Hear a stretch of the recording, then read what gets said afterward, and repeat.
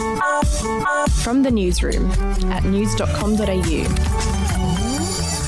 This is the latest from the newsroom. It's Friday, the 12th of March.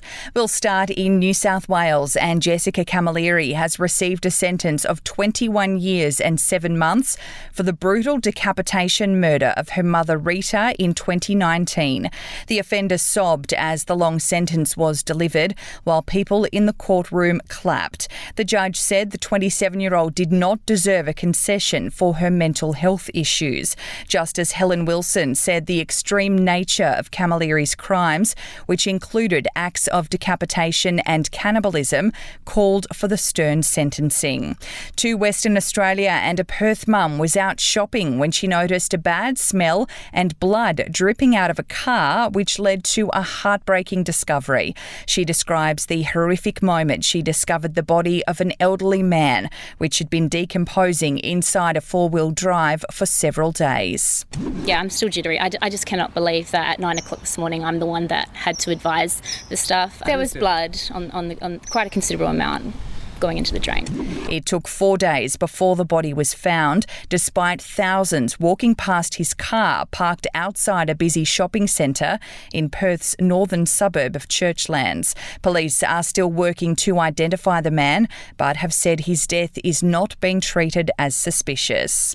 Overseas now, and Denmark, Norway and Iceland have all suspended the use of the Oxford AstraZeneca jab over fears it could be linked to blood clots. Italy joined them, banning a batch of the vaccine as a precaution, even though its medicines regulator said there was currently no established link with the alleged side effects. As a consequence of Italy's decision, the Romanian government said that it was withdrawing over 4,200 doses from the same AstraZeneca batch. The fears have prompted Europe's medical agency to quickly reassure the public there are no known health risks linked to the vaccine.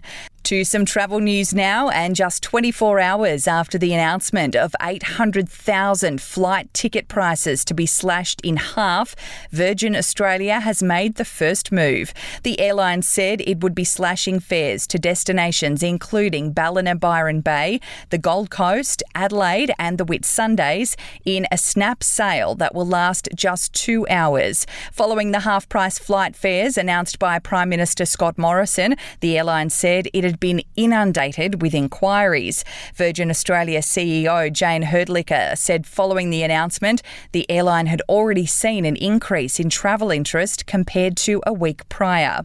And finishing with TV, and it looks like we're finally finding out who's replacing Sam Armitage. Channel 7 are suspected to reveal the new host of Sunrise this Sunday.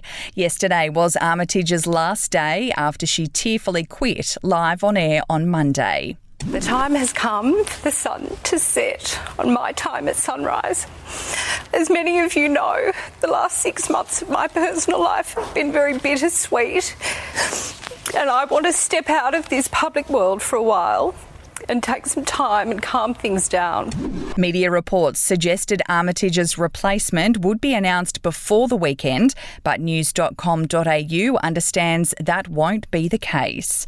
And hey, if you want to uncover tips and tricks on how to live well, check out How to Be Happy, the podcast, where host Kate DeBrito talks to experts, celebrities and ordinary people about their secrets for a happy life. Listen on Apple Podcasts or Spotify today. That's it for this episode of From the Newsroom. We'll be back with another episode on the weekend.